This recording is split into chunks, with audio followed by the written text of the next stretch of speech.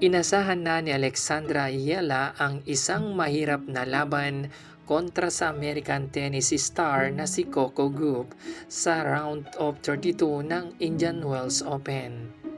Nagkaharap muli ang dalawa isang linggo matapos ang kanilang laban sa quarterfinals ng Dubai Tennis Championship kung saan nanaig si Gauff sa score na 6-0, 6-2. Ayon kay Yela, inasahan na niyang magiging mahirap ang kanilang laban sa kanilang muling pagharap, lalo na't maglalaro si Gauff sa sarili niyang bansa kung saan paniguradong maraming manonood sa kanya.